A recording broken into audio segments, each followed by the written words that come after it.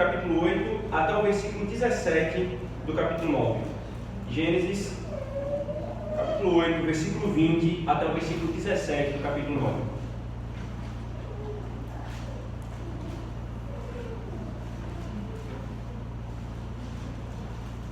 Diz assim, irmãos, a palavra do nosso Deus. Levantou Noé um altar ao Senhor, e tomando de animais limpos e de aves limpas, ofereceu holocausto sobre o altar. E o Senhor aspirou o suave cheiro e disse consigo mesmo: não tornarei a amaldiçoar a terra por causa do homem, porque é mal o desígnio íntimo do homem desde a sua mocidade, nem tornarei a ferir todo vivente como fez. Enquanto durar a terra, não deixará de haver sementeira e ceifa, frio e calor, verão e inverno, dia e noite.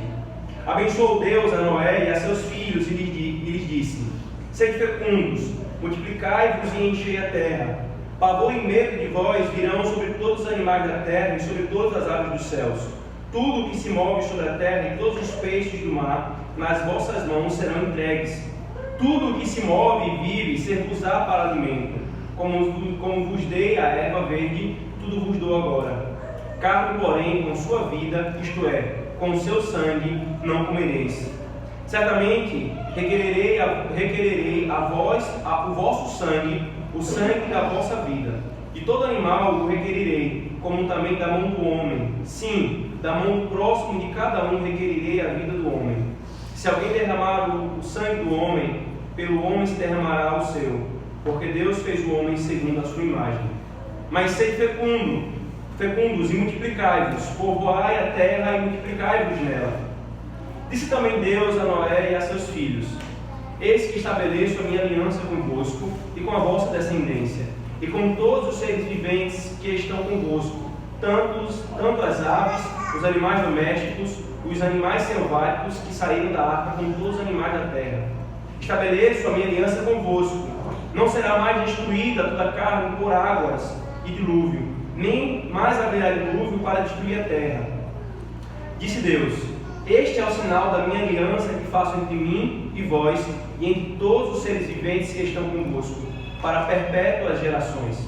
Porém nas nuvens o meu arco será por sinal da aliança entre mim e a terra.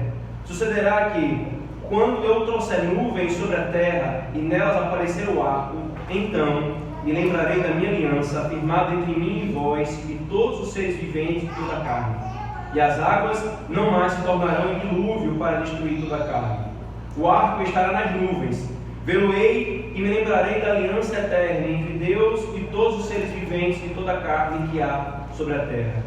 Disse Deus a Noé: este é o sinal da aliança estabelecida entre mim e toda a carne sobre a terra. Amém.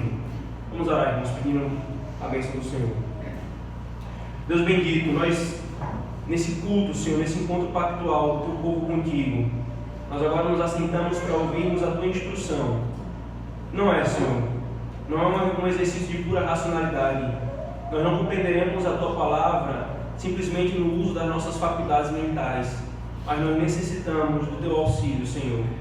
Nós necessitamos que teu Espírito Santo abra-nos a cegueira do nosso coração, a preguiça que há em nós, Senhor, para entendermos e sermos vivificados, fortalecidos e orientados pela tua palavra. Que o Senhor tenha misericórdia de nós e fale conosco nessa noite do teu santo dia. Nós oramos assim em nome de Jesus. Amém. Irmãos, tem sido um caminho, uma trajetória maravilhosa no livro de Gênesis. Um livro que é como a raiz de toda a Escritura Sagrada. É a base de tantas importantes doutrinas em toda a Escritura Sagrada. E nós vimos, eu quero novamente relembrar o que nós temos visto até aqui, que em Gênesis capítulo 1 e 2 nos é descrita a criação. Deus criou o mundo do nada. Pela palavra do seu poder, Ele ordenou todas as coisas. No capítulo 3, então, o homem que foi criado à sua imagem e semelhança, com quem Deus entrou em pacto para lhe recompensar a obediência, esse homem quebra esse pacto e leva a todos à ruína. Todos os seus descendentes, bem como a criação. Gênesis 4 e 5, nós vimos os ecos da queda na descendência da serpente, a descendência de Caim, e depois na descendência da mulher, isto é, da descendência de Sete, visto que Caim matou Abel. E então nós vimos hoje pela manhã, no capítulo 7 e 8, Deus executando o juízo e a sua graça. E nós vimos que o dilúvio como um todo foi uma amostra grátis do que Deus prometeu que irá fazer. Ele prometeu que irá punir com justiça todo o pecado. E o que ele fez com o dilúvio não foi uma mitologia, uma história da carochinha como os homens ímpios diz, mas foi um fato histórico, foi um acontecimento histórico factual para anunciar ao mundo o que ele realmente vai fazer no final da história. Agora, irmãos, nós veremos o pós-dilúvio. O que aconteceu imediatamente após o dilúvio, quando a chuva parou de cair, as fontes pararam de jogar água, as águas cessaram e tudo voltou ao normal? O que aconteceu? Eu quero destacar para os irmãos uma coisa, queridos, na estrutura do texto. Esse texto, é por isso que nós pegamos do 20, capítulo 8, né, a divisão da Bíblia nas nossas edições bíblicas, não necessariamente é a divisão literária do texto, né, o texto pode ter outras divisões literárias, e nesse caso a melhor tomada seria a partir do versículo 20. Ele está numa estrutura que nós chamamos em hebraico de quiasmo. Essa palavra bonitinha é para dizer a seguinte situação: o autor afirma A, B e C, e depois, na continuidade do texto, ele afirma tudo de novo, só que ao contrário. Então ele afirmou A, B e C, ele afirma C, B, A. E tudo isso é um recurso literário do autor para colocar ênfase em cada uma das partes. É o que a gente chama de quiasmo no hebraico.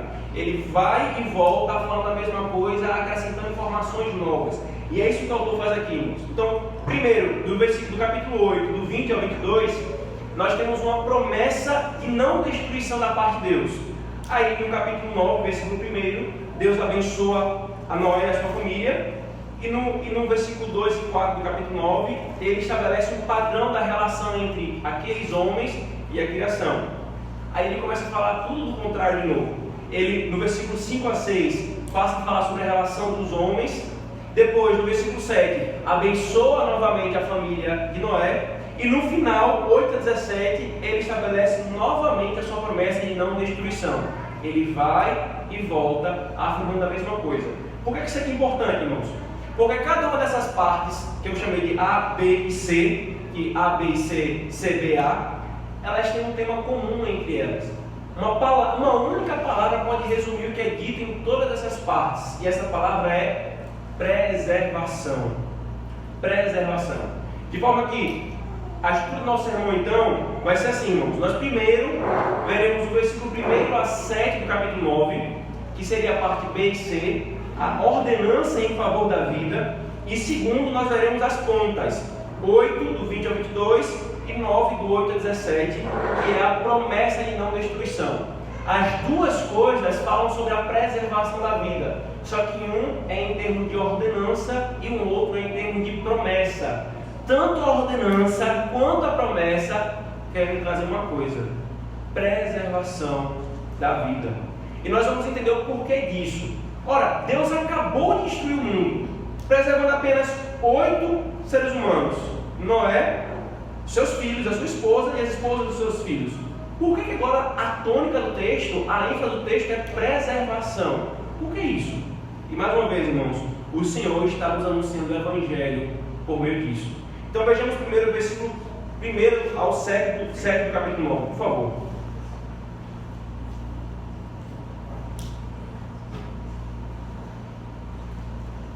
Abençoou Deus a Noé e a seus filhos e lhes disse: sede fecundos, multiplicai-vos e enchei a terra.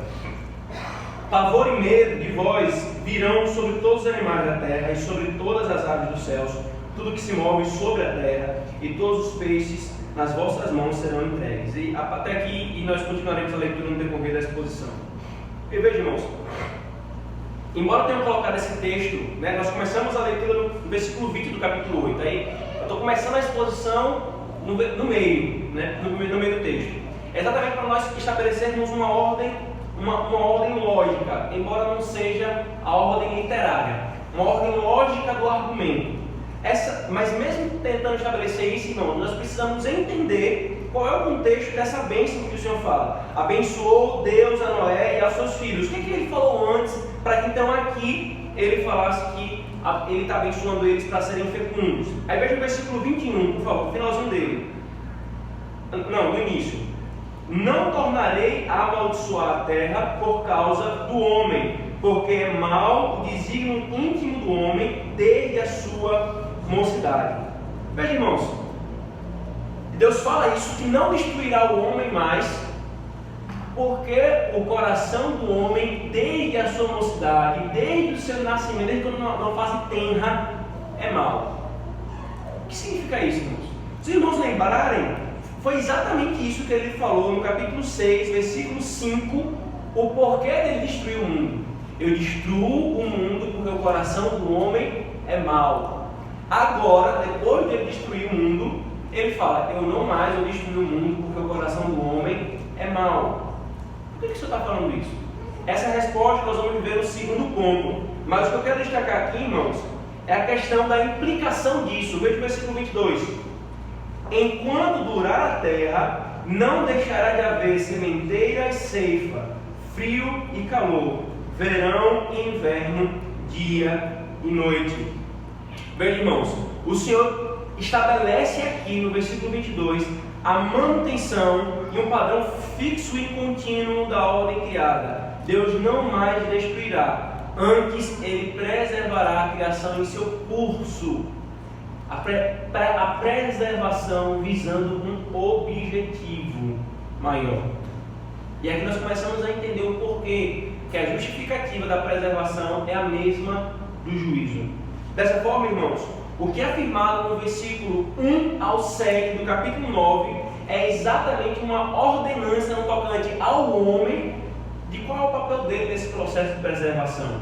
Qual é a relação do homem nessa promessa de Deus, ou nessa sua agenda de preservação da criação e da humanidade. Essas ordenanças, irmãos, vão ser instituídas para tornar possível e salvaguardar esse programa de preservação da parte de Deus. Então, nesse trecho que nós lemos, no versículo 1 ao versículo 7 do capítulo 9, Deus afirma e reafirma o valor da vida. Deus afirma e reafirma o valor da vida. Primeiro, irmãos, quando Ele ordena o povoamento à família de Noé, né? E subsequentemente a todos os homens que vêm depois dele. A bênção capacitando eles a povoarem a terra. Esse texto lembra alguma coisa a vocês? Quando Deus cria Adão e Eva, o que Ele fala? Sede fecundos, ide e multiplicai e enchei a terra. O mesmo padrão se repete aqui, depois que Deus destrói o mundo e a família de Noé sai da arca. Nesse sentido, irmãos, aqui está o eco perfeito do mandato social pré-queda. Ou seja, quando Deus deu uma ordenança social ao homem para que ele ia e multiplicasse pelo mundo. O que nos mostra aquilo que nós argumentamos lá em Gênesis capítulo 2, que o mandato social de ir e multiplicar não é uma coisa restrita pré-queda, mas é algo ordenado ainda hoje, após a queda. Ter filhos, irmãos, para o povo de Deus, não é simplesmente uma questão de projeto, como nós vimos em Gênesis capítulo 2. Eu quero ou não quero ter filho? É uma opção, se eu sou casado, eu querer ou não querer ter filho. E aqui eu estou falando no sentido arbitrário. Eu não estou entrando no mérito da quantidade. A quantidade é da liberdade cristã de cada um. Mas o ponto é, um indivíduo entra em aliança com a mulher, ou uma mulher com o homem, sendo os dois cristãos, não é uma opção. Não, eu vou ver se eu tenho um filho aí algum dia na minha vida. Não, faz parte do processo natural de que Deus estabeleceu, inclusive como nós vimos em Gênesis capítulo 2, na nova aliança, isso tem um caráter de expansão do reino de Cristo. Porque por meio dos filhos que nascem, dos filhos dos crentes, os filhos da aliança, eles são os primeiros discípulos da igreja de Cristo. As aplicações então, irmãos, né? E aqui o ponto é esse, ter filho nesse sentido é um dever moral. Eu volto a dizer, claro que não é apenas biológico, mas também adotável, né? Ter filhos nesse sentido. E aqui não é um mérito da quantidade, mas o ponto não é opcional. Não, eu não quero ter filho porque eu quero curtir a vida. Eu conheço casais que já têm 10 anos de casamento, crentes, curtindo a vida, sem dar continuidade ao processo que o Senhor chamou de povoar a terra, como uma ordenação moral para a preservação da humanidade. e ainda mais, como eu falei, no contexto da nova aliança do Pacto da Graça, com o seu caráter de expansão do reino de Cristo por meio dos filhos dos crentes. A vida, irmãos, foi dizimada. Deus, em seu projeto de preservação, ordena o povoamento dele, desse mundo, para chegar ao seu plano e projeto final. As aplicações, queridos, nós já vimos isso em Gênesis 2, então eu não vou voltar a essas aplicações, eu quero dar continuidade aqui à exposição desse momento de Gênesis, mas ainda assim, eu quero relembrar aos irmãos do perigo de nós nos deixarmos levar pela mentalidade estéril do mundo. O mundo tem uma mentalidade estéril. É exatamente essa mentalidade que tem sido um trampolim para o aborto. É exatamente essa mentalidade que tem sido um trampolim para a ojeriza filhos. Eu prefiro ter um BMW a ter um filho. Eu prefiro até mesmo ter 5 cachorros a ter um filho. Porque essa mentalidade estéril. E isso não cabe no meio do povo de Deus. Repito, não é questão de quantidade. Cada casal tem a sua liberdade cristã. Mas a questão é a ordenança do Senhor de povoar a terra como uma estrutura natural da vida. Agora, irmãos, a segunda ordenança para a preservação é explicitamente nova. A primeira vem a ser povoar a terra, mas a segunda, ela é explicitamente nova. E por que eu falo explicitamente nova? Porque implicitamente ela já estava posta em Gênesis capítulo 1 e 2, mas agora é colocada de maneira clara, explicitamente. Deus proíbe a vulgarização e a banalização da vida em sua qualquer forma. Os homens não podem banalizar e vulgarizar a vida humana, a vida como um todo e especialmente a vida humana. Por que a vida como um todo? Porque nós temos aqui 2 pontos, irmãos, na narrativa. Primeiro, o Senhor nos fala acerca dos animais e depois o Senhor nos fala acerca dos homens. Quando ele começa a falar acerca dos animais, veja por favor o versículo 2. Ele fala: pavor e medo de vós virão sobre todos os animais da terra. É um eco novamente de Gênesis capítulo 2, quando o Senhor estabeleceu o homem como vice-regente da criação sobre a criação, como representante de Deus que governa e cuida e desenvolve a criação. Mas explicitamente, ele fala uma coisa aqui, veja por favor o versículo 3. Tudo o que se move e vive, ser-vos-á para alimento, como vos dei a erva, tudo vos dou agora. E aqui é a expressão para Gênesis. Em Gênesis 1:30, o Senhor havia dado todas as ervas do campo para os homens, todas as árvores frutíferas. Agora Ele dá isso, mais todo o animal, todo ser que se move, ele é para seu alimento. Por isso, irmãos, se você quer ser vegano ou vegetariano, fique à vontade em sua liberdade cristã, mas não faça disso um cavalo de batalha moral. Não é imoral quem gosta de comer uma boa e suculenta picanha assada na brasa com uma coluna de 2 dedos de gordura, ou uma costelinha de porco assada no forno com molho barbecue. Não é imoral. O Senhor entregou, irmãos, isso para o homem. Muito pelo contrário, imoral faz-se quem quer tornar imoral o que Deus não tornou imoral. Então, se você quer na sua liberdade cristã abster-se de carne ou derivados animais, fique à vontade, né? Fique à vontade. Mas, irmãos, nós não podemos fazer disso um cavalo de batalha, porque o Senhor não estabeleceu isso como imoralidade. Mas nessa dádiva, irmãos, nessa dádiva que o Senhor deu ao homem, coma livremente todos os animais, o Senhor estabelece algumas restrições. É claro que posteriormente na lei, em Levítico, há maiores restrições, que nós vimos em Hebreus capítulo 8, que isso tem um caráter revelacional. Por que Deus estabeleceu dietas para o povo de Israel? Por que o povo de Israel não poderia comer determinados animais? Porque isso tem um aspecto revelacional ali. Mas aqui o Senhor está dando todos os animais com uma restrição. Que restrição é essa? Veja o versículo 4. Carne, porém, com vida, isto é, com seu sangue, não comereis. Carne com sangue. Ou seja, irmãos, qual é o ponto aqui? O homem, e aqui eu cito o comentário de um teólogo bíblico chamado Gerhard Voss. Ele diz: o homem também não deve comer animais como uma fera selvagem devora sua presa. Ele deve demonstrar reverência apropriada pela vida como sendo uma coisa sagrada, sobre a qual somente Deus tem direitos absolutos e para o uso do qual o homem é dependente da permissão divina.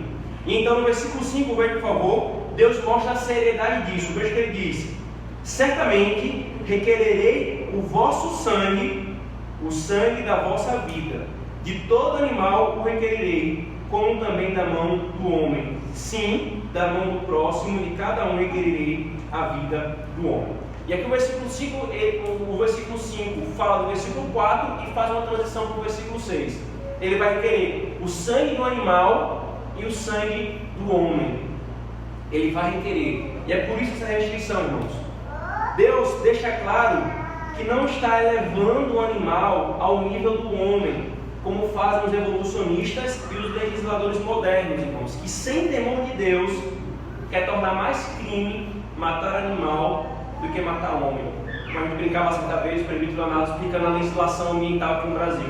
Se você matar um mico-leão-dourado, um animal em extinção, e um guarda florestal lhe vê matando, ele fala, brincando, né? É melhor você matar o guarda florestal e dizer que foi sem querer do que você ser pego porque você matou o animal. Porque a prisão por ter matado aquele animal é mais severa do que você matar sem querer a um homem. A sociedade mudando a estrutura do padrão do Senhor na criação, e foi o que nós vimos em Gênesis: a animalização do homem e a humanização dos animais. O ponto não é esse, irmãos, né? Para os irmãos terem ideia, tem uma deputada federal brasileira tem tentado trazer direitos de cidadãos para os animais.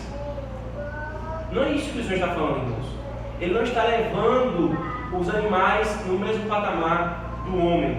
E para ficar bem claro, o Senhor segue falando acerca do que Ele vai requerer do homem. Mas diferentemente dos animais, Ele discorre sobre a vida do homem, Ele especifica, Ele fundamenta, Ele justifica e Ele prescreve uma pena na lida com a vida do homem. Para mostrar que sim, eu não devo banalizar a vida de nada, nem de homem e nem de animal. Mas sim, a vida do homem é mais importante que a vida do animal. Veja o que ele fala aqui, irmão, no versículo 5 e 6. Da metade do versículo 5 para o versículo 6. Como também da mão do homem, sim, da mão do próximo de cada um requererei a vida do homem. Se alguém derramar o sangue do homem, pelo homem se derramará o seu, porque Deus fez o homem segundo a sua imagem. E aqui, irmãos,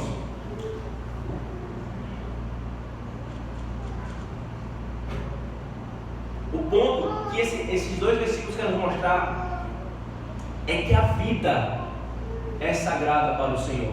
É que o ser humano não tem domínio absoluto sobre a vida, nem mesmo de animais, porque Deus é o autor da vida. Ele concede a graça e o benefício de usar os animais para a nossa alimentação, mas restringe, faz restrições nesse uso.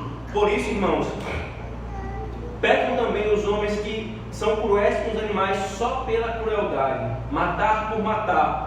O que está por trás desses corações, conforme esse texto nos mostrado, é o desprezo pela vida da sua forma mais simples.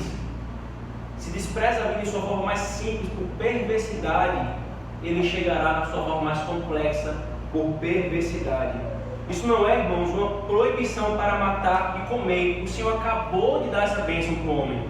Pode comer os animais, mas é uma restrição da perversidade, da banalização da vida como um todo. Mas ainda, irmãos, há uma segunda questão aqui com relação à vida que eu já mencionei, e aqui a gente tem que dar um pouco maior de atenção, que é a vida humana. A ênfase do projeto do Senhor na preservação envolve o homem, e ele traz uma descrição minuciosa acerca da preservação da vida do homem, como nós lemos no versículo 6, que em resumo é: quem tirar a vida de outro homem terá de ter a sua tirada. Quem tirar a vida de outro homem terá de ter a sua vida tirada. E por que isso, irmãos? Veja novamente o versículo 6, o finalzinho dele. Por que Deus estabelece isso? Porque Deus fez o homem segundo a a sua imagem. Esse é o fundamento dessa prescrição que o Senhor está estabelecendo. Certamente, irmãos, aqui é importante deixar claro, o texto não está falando de vingança. Então, não é como é que a gente chama aqui no Nordeste? Esqueci a palavra. Não vou falar besteira, mas cangaço, me lembrei. Não é cangaço, né? Tirou a vida, aí a casa família do interior, porque matou a vida de um, aí o outro vai se vingar. O ponto não é esse que o Senhor está estabelecendo. Isso fica claro no progresso da revelação. Mas o que o Senhor está falando é que o ataque à vida do homem deve ser tratado com penalidade severa, porque a majestade de Deus está no homem. Nós vimos, irmãos, que o homem foi criado a sua imagem e semelhança, a imagem e semelhança de Deus, e que essa imagem foi corrompida pelo pecado, mas ele não perdeu a imagem de Deus. E o Senhor está restringindo a violação e banalização da vida do homem, argumentando isso, porque ele é feito à minha imagem e semelhança. Qual é a implicação, irmãos, que nós temos aqui? Você já deve estar pensando nela. Qual é a implicação que nós temos para o nosso dia, nossos dias? Dois temas infelizmente polêmicos no nosso país. O primeiro é que a pena de morte, irmãos, não é proibida. Antes, ela é ordenada na Escritura. Aqui, irmãos, não é meu intuito como pregador do Evangelho estabelecer os meandros dessa discussão político-social. Não é o ponto. O ponto é mostrar que a Escritura não proíbe tal prática. Deixe-me mostrar. O homem, irmãos, não tem direito sobre a vida de outro homem, nem sobre a dos animais, é o que o Senhor está falando. Eles só vão tirar a vida dos animais porque o Senhor concedeu isso regulamentado. E de forma alguma, um homem tem direito sobre a vida de outro homem. Nunca foi esse o ponto da Escritura, irmãos. É exatamente o contrário.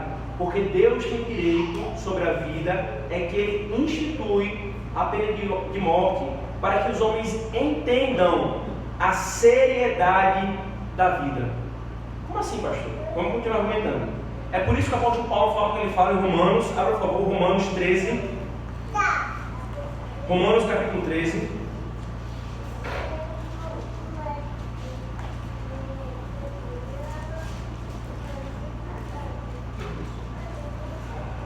Romanos capítulo 13. Versículo 1 a 4. Todo homem esteja sujeito às autoridades superiores, porque não há autoridade que não proceda de Deus, e as autoridades que existem foram por ele instituídas, de modo que aquele que se opõe à autoridade resiste à ordenação de Deus, e os que existem trarão sobre si mesmo condenação, porque os magistrados não são para temor quando se faz o bem, e sim quando se faz o mal. Queres tu não temer a autoridade? Faz o bem e terás louvor dela, visto que a autoridade é ministro de Deus para teu bem. Entretanto, se fizeres o mal, teme, porque não é sem motivo que ela traz a espada, pois é ministro de Deus, vingador para castigar o que pratica o mal. Não sabe qual a imagem que Paulo está trazendo aqui? Ele não está simplesmente escrevendo o Império Romano, ele está trazendo a teologia bíblica do governo da autoridade. Assim como Deus estabelece os ministros do seu governo na igreja, que são os presbíteros, Ele também estabelece os seus representantes, os seus ministros no magistrado civil. E Ele está dizendo que Deus deu autoridade ao magistrado civil para portar a espada. Para ser ministros e vingadores em nome de Deus. É claro, irmãos, que há toda uma estrutura por trás disso aqui. Não é arbitrário, não é de qualquer jeito. É a palavra de Deus que regula. Mas o princípio é estabelecido na palavra de Deus. O que o Senhor quer estabelecer aqui em Gênesis, irmão, no seu processo de preservação da vida com um fim maior, é que a vida é muito séria. Tão séria que para que os homens aprendam a temer a seriedade que Deus está falando, ele recebe uma ameaça. Se você tirar a vida de outro de maneira injusta, a sua vida será tirada. Ora, irmãos, se Deus ordena a punição de animais irracionais por ferirem a vida de um homem, como nós vamos ver na lei, Deus havia prescrevido na lei em Levítico que se um animal solto no campo, um boi, matasse um homem, aquele boi deveria ser morto. Se Deus prescreve tal pena para animais irracionais, quanto mais para seres morais e racionais como o homem. Se positivamente os homens não valorizam a vida, ou seja, se eles não valorizam a vida por ela mesma, negativamente, isto é, por medo de a sua vida ser tirada, ele valorizará a vida do outro. Os homens hoje, irmãos, tiram a vida das pessoas porque eles sabem, eles vão ficar só alguns anos presos e saem. Políticos corruptos não temem tirar dinheiro dos cofres públicos, sabendo que aquilo ali é para o sustento de pessoas, por exemplo, em hospitais. Muitos morrem e morrerão por falta de dinheiro para tais hospitais. Por que eles fazem isso? Porque eles não têm medo. Eles sabem que vão só ficar presos alguns anos. Isso está mostrando, a vida humana é muito séria. É muito séria. Aqui nós temos uma outra questão, então, irmãos. Né? E aqui o ponto é: Deus requererá o sangue inocente, quer nessa vida, por meio do magistrado, quer no juízo final. Aquele que derrama sangue inocente não passará impune, irmãos. E por isso que eu fiz referência a políticos, por exemplo, porque na nossa cabeça, assassinato é só o homem pegar uma arma de fogo e atirar, pegar uma faca e botar no bucho. Não. Assassinato dessa forma também é assassinato. E o Senhor requererá isso na mão desses homens. Eles não serão impunes, irmãos. Os políticos brasileiros, eles não ficarão impunes diante do Senhor. Aí nós temos uma segunda questão aqui, irmãos, que é a questão dos direitos humanos, que é o que está por trás dessa verdade que o Senhor está nos mostrando aqui. É um fato notável, irmãos, interessante, que o grupo que mais é contra a pena de morte e que mais fala de direitos humanos é o que menos tem fundamento para falar estas coisas e que mais adulteram e vulgarizam e imoralizam o direito humano. Por que eu estou trazendo essas aplicações aqui, irmãos, nessa exposição? Para que nós entendamos, queridos, que o nosso posicionamento no mundo não é alheio à palavra de Deus. A palavra de Deus regula as nossas opiniões sobre educação, sobre política, sobre economia, sobre sociedade. Nós não estamos... Não, a Bíblia fala sobre a igreja. O resto, nós nos viramos aqui para descobrir como tem que ser feito. Não. A palavra de Deus é a baliza que regula todas as ciências. Não é que ela é um livro de ciência, mas ela traz o fundamento e os princípios para nós fazermos proceder com um verdadeiro fazer científico. E o ponto aqui, irmãos, é que o direito humano, o direito do homem, não é fundamentado em sua emancipação e autonomia, onde exatamente os humanistas querem fundamentar o direito humano. Uma cosmovisão, irmãos, humanista, isto é, centrada no homem, e especialmente a materialista e a pluralista, que é no caso a cosmovisão marxista, não há espaço para a ideia de direito inalienável do homem. Uma cosmovisão materialista desse grupo brasileiro, e espalhado do Brasil afora, que bota na sua boca e se apropriaram do termo direitos humanos, essa cosmovisão não tem fundamento para defender direitos humanos, irmãos. Se tudo é matéria, ou se tudo é construção de espaços de poder, como eles dizem, onde está o fundamento do inalienável? Se tudo é matéria e discurso, como dizem os pós-modernos, e os universitários aqui entendem quem fala essas coisas, não há espaço para moral, não há espaço para direitos humanos, irmãos. Somente a Escritura e a fé cristã trazem um fundamento teológico e filosófico para a realidade e a regulamentação dos direitos humanos. Porque somente a palavra de Deus, ensina que o homem possui valor intrínseco e que é distinto da criação. Por quê? Porque é a imagem e semelhança de Deus. É nisso que reside os direitos humanos, irmãos. E é a palavra de Deus não apenas diz o fundamento, mas que regula esses direitos. Qualquer um, irmãos, que negue a Escritura e abrace uma cosmovisão materialista ou subjetivista, não possui fundamento para falar sobre direitos humanos e não deve ser ouvido, pois se erra na fonte ou se erra na base mais básica, se eu posso assim dizer, vai errar em todo o resto. É por isso, irmãos, que é tolice, essa é a palavra, é tolice de muitos crentes que acham que fazem bem defender a mesma agenda desses que falam e levantam a bandeira de direitos humanos, porque não tem fundamento para falar disso e nem regulamentação da palavra de Deus para falar. O que eles propõem ser direito é exatamente o que a Escritura diz que é pecado. O que eles propõem não ser o fundamento é exatamente o que a Escritura diz que não é o fundamento. O homem não é autônomo. Por que ele tem direito intrínseco a si? Porque ele é feito à imagem de Deus. Esses homens negam isso. Por isso, irmão, se você levanta a bandeira para esses homens, o Senhor está lhe chamando. Baxiela. Sabe o que eles fazem? O rótulo pode parecer bom. O rótulo está escrito direitos humanos. Aí você pensa, não, a Bíblia fala sobre o direito do homem porque é mais semelhança de Deus. Eu vou defender isso aqui. O rótulo parece bom, mas o conteúdo é nocivo. Os tais colocam rótulo de perfume em frasco de veneno. Colocam rótulo de água em frasco de ácido sulfúrico. E aí a igreja faz o quê? Bebe. Isso tem corroído muitas igrejas, porque terminam abraçando a ideologia de homens perversos que negam a existência de Deus e desprezam a palavra de Deus. E aí não é incomum você encontrar na igreja pessoas que defendem coisas indefensáveis à luz da palavra de Deus. Por quê? Tudo começou lá na base. Vai bebendo de lolinho, até que então desprezam tudo. Muitos maculam a fé cristã e então solapam a doutrina bíblica por causa disso. O que o Senhor está nos falando aqui então, irmãos, nesse primeiro ponto, é que Deus trata com seriedade a vida e exige tal seriedade como manifestação do seu plano de redenção, preservando para redimir. E aqui nós entramos então no ponto do propósito dessa preservação.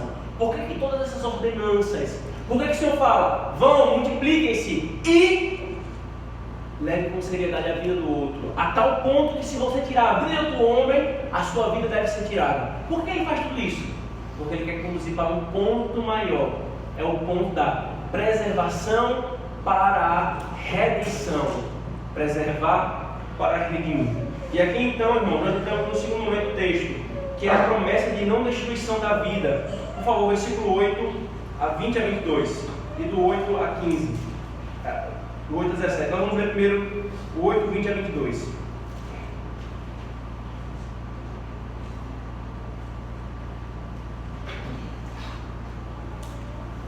Levantou Noé um altar ao Senhor e, tomando de animais limpos e aves limpas, ofereceu um holocausto sobre o altar.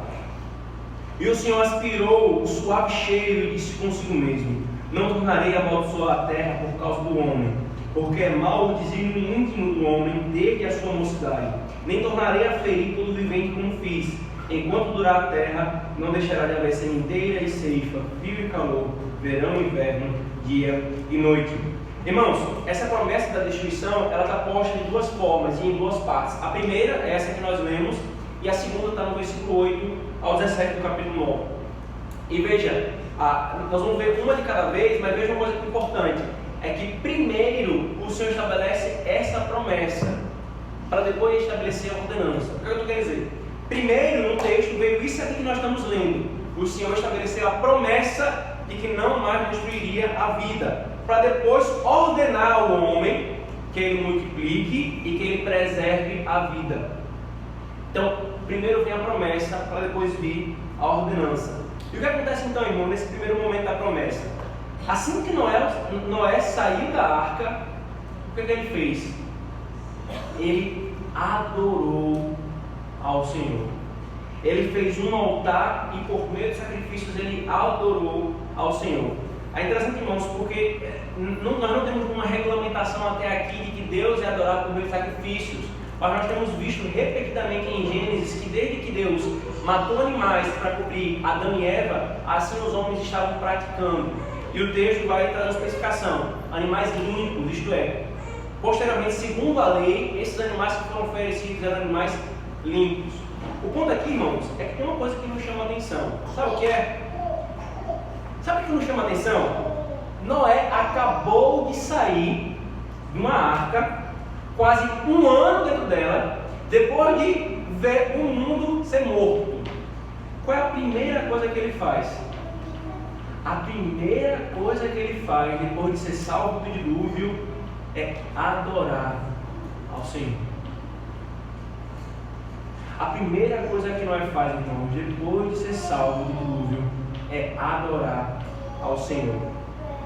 Aqueles, irmãos, que recebem misericórdia da parte de Deus devem ficar ansiosos por retribuí-las com ações de graças e não devem fazer isso por coerção, mas voluntariamente. Noé agora estava em um mundo frio e desolado, onde poderia se pensar que a primeira preocupação dele seria: eu vou construir uma casa. Eu estou num mundo desabitado, frio, desolado. Primeiro, Senhor, você vai entender, eu vou construir uma casa. Depois que eu estiver tranquilo, aí eu vou adorar o Senhor agradecendo pelo que o Senhor fez. Não. Esse que ele começa a construir um altar. A construir um altar. O que isso nos ensina, irmãos?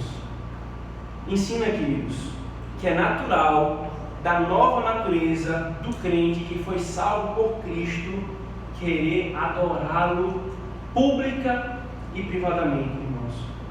Queridos, não deveria haver um esforço muito grande por parte dos pastores e presbíteros das igrejas de implorar e insistir que o povo de Deus venha adorar a Deus. Então, logo Noé saiu da arca e foi salvo, o que ele fez? Adorou a Deus. Então, logo Noé experimentou a salvação, ele se pôs a render graças por meio da adoração. Como o Senhor falou: a quem muito foi perdoado, muito se ama. Muito se ama. Qual a aplicação disso para a gente, irmãos? Uma pergunta muito simples. Crente, como você tem se relacionado com o culto público e com a adoração privada ao teu Deus? Por quaisquer coisa você despreza tais situações? Preferem festas, passeios, lazer a cultuar a Deus? Pelo tamanho da obra de Deus, irmãos, que Ele fez por nós, por meio de Cristo, todos os dias deveriam ser reservados para Ele. Mas sabe o que Ele faz? Ele requer apenas um para a adoração pública. É claro, irmãos, que todos os dias são vividos para Deus, mas o ponto aqui é a adoração pública. Ele requer apenas um. E o que é que a gente faz? A gente inventa todo tipo de desculpa, arruma todo tipo de coisa no único dia que o Senhor disse: é meu. Então, logo Noé foi salvo, ele foi adorar ao Senhor. Queridos, se nós tratamos a prioridade dessa forma, há alguma coisa muito equivocada aqui, se essa tem sido a sua postura. E isso é um terrível sinal. Adorar a Deus, irmãos, não é um mero exercício religioso e ritualista. Isso aqui, irmãos, é chamado de encontro pactual do povo de Deus com o Deus desse povo. Quando eu fico longe da minha esposa, eu anseio ardentemente me encontrar com ela. Eu não fico procurando desculpa para não vê-la. A igreja reunida vai se encontrar com Deus no dia do Senhor, em culto público, pela manhã e pela noite. Isso deveria ser um anseio, irmãos, do nosso coração, porque nós somos salvos. Assim como Noé foi salvo, a primeira coisa que ele fez foi adorar. Assim como o crente é salvo, o que ele mais deseja é adorar a Deus publicamente e privadamente, com a sua vida, com o culto doméstico, com a devocional. Verso 21, veja o que ele fala: e o Senhor aspirou o suave cheiro e disse consigo mesmo: não tornarei a amaldiçoar a terra por causa do homem, porque é mal o destino íntimo do homem desde a sua mocidade. Se o Senhor, irmãos, se agradou do cheiro desse sacrifício, que era uma sombra, muito mais, irmãos, Ele se agrada daqueles ofertantes, povo seu, que oferece sacrifício por meio de Cristo. Se o Senhor se agradou, irmãos, veja, o ponto aqui, objetivamente falando, que isso aqui é um churrasco, né? O churrasco é cheiroso, o ponto é esse. Que o Senhor inalou o cheiro, Deus gosta do churrasco, o ponto é esse, irmãos. Ele se agradou do culto do seu povo. Se Ele se agradou do sacrifício, que era uma sombra, muito mais Ele se agrada do culto do seu povo, que é feito por meio de Cristo. O culto público, irmãos, não é a única coisa da vida cristã. E aqui eu estou exaltando isso aqui, porque o texto exalta isso. mas é algo muito importante, fundamental e inegociável. Então, logo foi salvo e saiu da arca, logo Noé se pôs a adorar. E em seguida, irmão, Deus faz um anúncio. Ele anuncia: eu não mais vou destruir o mundo por causa do homem. Certamente, irmãos, ele não está falando isso de maneira absoluta, porque nós vamos ver no decorrer da revelação que ele vai fazer isso. Mas perceba a relação que ele está fazendo aqui. Eu não vou mais destruir o mundo porque o coração do homem é mau. A mesma coisa que ele falou para destruir o mundo. E aqui voltamos àquela pergunta inicial: por que o Senhor faz isso? Por que a mesma justificativa para destruir o mundo ele coloca para não mais destruir o mundo com o dilúvio? Qual é o ponto aqui, irmãos? O homem, queridos, e aqui é importante destacar uma coisa: o Senhor destaca que o homem é mau desde o seu nascimento. E aqui é uma doutrina baseada no Evangelho, queridos. O homem, nós não professamos que o homem nasce bom e se torna mal por causa da sociedade. A Escritura fala: ele já nasce pecador porque nasce em Adão e depois pratica o pecado. Ele é duplamente pecador, por nascimento e por prática. E o Senhor está constatando isso. O seu coração é mau desde a sua mocidade. E a palavra hebraica aqui para mocidade é desde bebê, desde infante. Ora, irmãos, o que é que significa ainda esse ponto de Deus não destruir mais o mundo por causa do mal do coração do homem? Ele deu por justificativa o motivo de destruição. É porque, irmãos, o mal está de maneira tão entranhada no homem, de uma forma tão entranhada, que nenhum julgamento pode curá-lo. Portanto, outros meios devem ser procurados. Que fantástico, irmãos. O mesmo dilúvio, que é uma mostra grátis do que Deus prometeu fazer no final da história, também evidencia outra coisa: não é juízo que tira pecado. Sabe quando você fala assim: eu estou pagando todos os meus pecados? Já vi um humorista falando assim, às vezes ele fala no palavreado brasileiro, né? Não, eu estou pagando todos os meus pecados. Não, eu só posso pagar. Sofrimento não paga pecado. É isso que o dilúvio nos ensina. Deus falou: eu vou destruir o mundo porque ele é mau. Lembremos, ele está anunciando para nós verdades acerca do Evangelho. E ele faz isso. Quando ele termina de fazer, não resolveu nada. O coração do homem continua mal. E quem é que estava vivo aqui, irmãos? Quem é que estava vivo quando o Senhor falou isso aqui? Noé e os outros 7. Ele constata que não é o juízo que tirará o pecado do homem, mas outro meio. E aqui, irmãos, nós entendemos o porquê da preservação da criação. Ele vai preservar a criação até consumar a única coisa que pode tirar o pecado do homem, a saber, redenção. Ele vai conduzir a criação, ele vai preservar a história, a vida. Frio e sol, inverno e verão, os ciclos do mundo continuarão permanentemente até o final. Para quê? Para eu redimir o homem. Quando ele fala, irmãos, enquanto durar céu e terra, ele está mostrando a sua preservação. Por isso, irmãos, Deus firma um pacto com Noé e com a criação, para garantir que ele dará cabo à redenção. Não haverá juízo final antes que a redenção seja operacionada. Juízo não tira pecado. É por isso também, irmãos, é tolice a doutrina imaginada dos humanistas de purgatório. Em canto nenhum a Escritura ensina isso. Além de colocar no homem o poder de purgar os seus pecados. Juízo não purga pecado. É o que o Senhor está nos mostrando, irmãos. O mundo seguirá o seu ritmo fixo e não será interrompido com o juízo até o último dia. Isso não quer dizer, irmãos, como eu falei, que não haverá mais juízo. Isso quer dizer sim que Deus redimirá o mundo antes de destruir. E o modo de destruição não será mais com água. Abram, por favor, 2 Pedro. Veja, é por isso que o ponto é: o Senhor fala, eu não destruirei mais o mundo com água. Veja o que Pedro fala em 2 Pedro, por favor.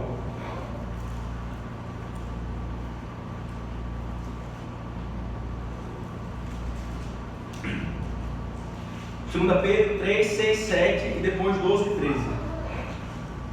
Pelo qual veio a perecer o mundo daquele tempo, pela água, afogado em água. Ora, os céus que agora existem e a terra, pela mesma palavra, têm sido entesourados para o fogo, estando reservados para o dia do juízo e destruição dos homens ímpios. Versículo 12 e 13 do mesmo capítulo. esperando e apressando a vinda do dia de Deus, por causa do qual os céus incendiados serão desfeitos e os elementos abrasados se derreterão. Nós, porém, segundo a sua promessa, esperamos novos céus e nova terra, nos quais habita justiça. O Senhor, irmãos, promete, como nós vimos que o dilúvio ensina, Ele efetivará o juízo. Mas aqui Ele está prometendo que Ele não vai destruí-lo enquanto não fizer o que Ele tem que ser feito. E então isso fica claro, mais claro ainda, irmãos, em Gênesis 8, 9, do 8 a 17, por favor. Do 8 ao 17, irmãos, o Senhor firma a aliança com Noé, presta atenção aqui, com Noé, com a sua família e com todo ser vivente, com a criação. No capítulo 6, versículo 18, irmãos, o Senhor já havia feito aliança com Noé, Ele já havia anunciado: eu farei contigo uma aliança. E aqui Ele efetiva essa aliança e deixa claro que não é apenas com Noé, mas é com Noé e com toda a criação. Por que, irmãos, uma aliança com toda a criação? Nós temos aprendido aqui na igreja que a teologia do pacto aponta para a redenção. Se Ele está fazendo aliança com a criação, Ele está prometendo o quê? Ele vai redimir a criação. Por que isso, irmãos? Abra, por favor, Romanos 8, por favor. Romanos 8, versículo 22. Isso é repetido, ele faz uma aliança com todos os viventes, né? Ele fala isso no versículo 10, versículo 15, versículo 16 e versículo 17. 4 vezes ele repete essa verdade. Agora, por que isso?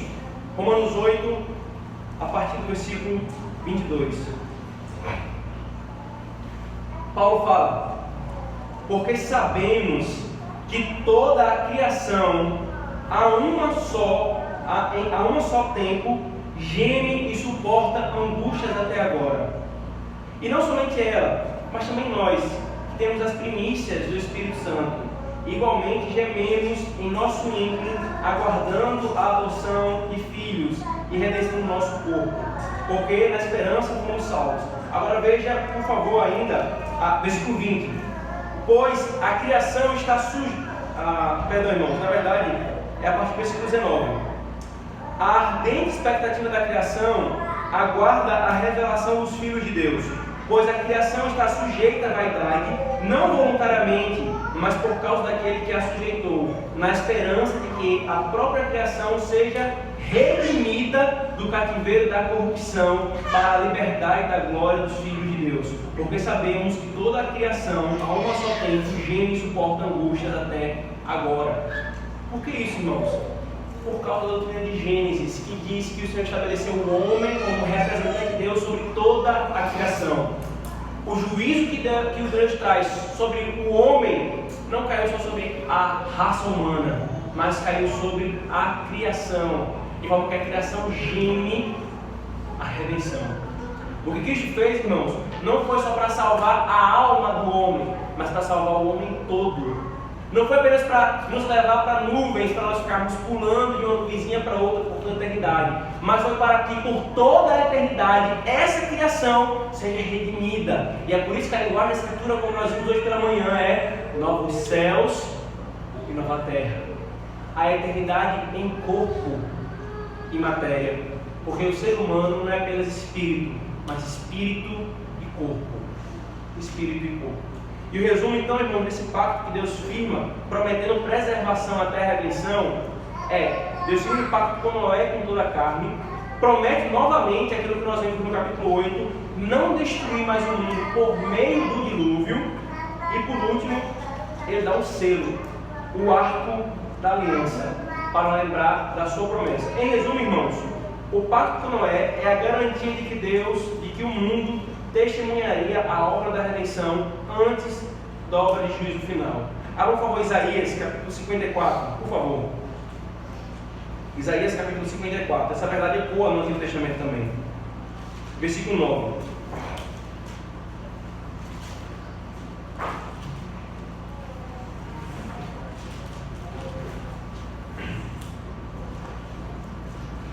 Porque isto é para mim como as águas do dilúvio, como as águas de Noé. Pois jurei que as águas de Noé não mais inundariam a terra, e assim jurei que não mais me iraria contra ti, nem te repreenderia. O pacto, então, irmãos, quando o Senhor firma um pacto, ele dá um sinal. E o sinal desse pacto é um arco nas nuvens, o que nós chamamos hoje de arco-íris, o arco da aliança. Por meio das chuvas, irmãos, vieram das nuvens, Deus destruiu o mundo. O selo que lembra exatamente a promessa de Deus não mais destruir o mundo vem da onde? Das nuvens. O arco-íris, irmãos, aparece quando as nuvens estão mais úmidas e retorna depois que a chuva passa. Quando temos mais motivos para temer a chuva, prevalece então a graça de Deus. Imagine vocês, irmãos, Noé e sua família e os que nascem dessa família, vem o céu ficando preto novamente, nuvens densas. O que você acha que pode estar no coração deles? De novo? E aí aparece o arco-íris para lembrar: eu prometi que não destruirei mais o mundo com chuva.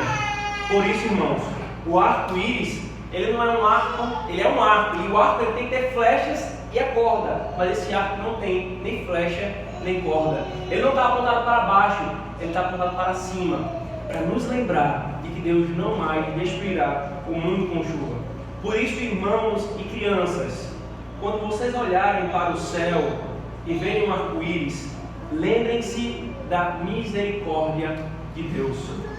Vocês vão aprender como o arco-íris acontece, né? Como que fisicamente o arco-íris acontece. E a física é linda por trás disso, né? Como acontece é muito bonito, mas a física não explica o significado dele. Por isso, lembre-se, crente, quando vocês verem o arco-íris, ele é lindo, mas nos lembra de uma coisa mais linda ainda: a misericórdia de Deus em preservar a sua criação para a redenção. Deus foi misericordioso, e o arco-íris lembra-nos da paciência de Deus até operar a redenção, até um dia em que os céus, onde esse arco-íris está, será desfeito.